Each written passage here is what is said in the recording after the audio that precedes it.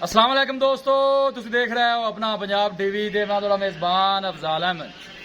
सब तो पहले अपने चैनल को करो सबसक्राइब ते नाल ही लगी हुई घंटे दबाओ क्योंकि साडी लेटेस्ट और बेहतरीन वीडियो साढ़े दोस्तों तक पहुंचे सब तो पहले। लो जी दोस्तों, ऐसे अपना पंजाब टीवी एक वैड सेल की है। साढ़े बहुत ही अच्छे सबसक्राइबर ने अरसलान भाई कसूर तो उन्होंने जनाब वैड साढ़े तो परचेज की है। वैड की लदाई कराने लगे। अल्लाह ताला जनाब इन खैरियत ना लै जाए। अल्लाह ताला जनाब उन्होंने नसीबा नहीं करे। दिखाओ जी कैमरा मैन साहब।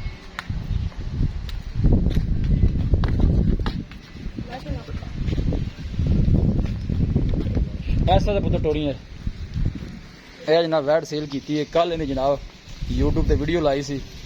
अरसलान भाई ने कसूर तो उन्होंने जनाब साढ़े तो परचेज की है। 2,70,000 रुपये जनाब इन्हें सौदा होया।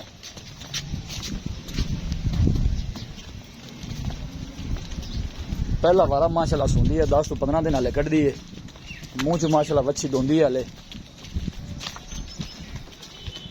ऐसा सा टोर सुआ निकया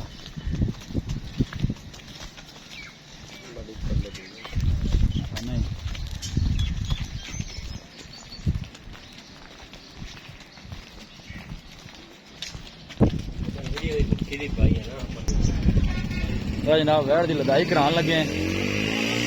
अरसलान भाई ने जनाब कसूर तो उन्होंने जनाब वैड साढ़े तो परचेज की है। 2,70,000 रुपये जनाब वैडी का सौदा है।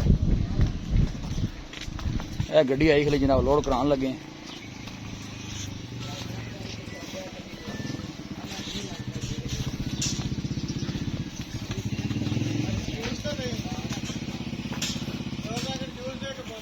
हाँ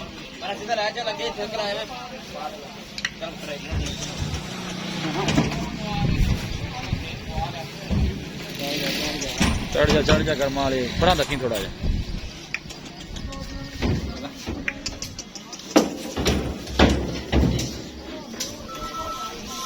लो जी माशाल्लाह जनाब लदाई हो गई है। फजलो करम के नाल अपना पंजाब टीवी की टीम इस तरह जनाब मेहनत करती रहेगी। अरसलान भाई ने कसूर तो उन्होंने जनाब वैडी साढ़े परचेज की है। गड्डी का भी जरा विजिट करा दीजिए।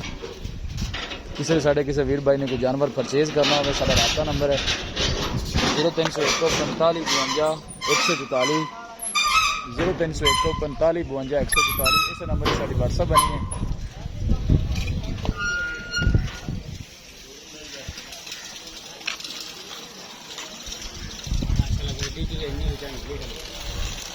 हाँ नहीं माशाल्लाह चंगी जा रहा।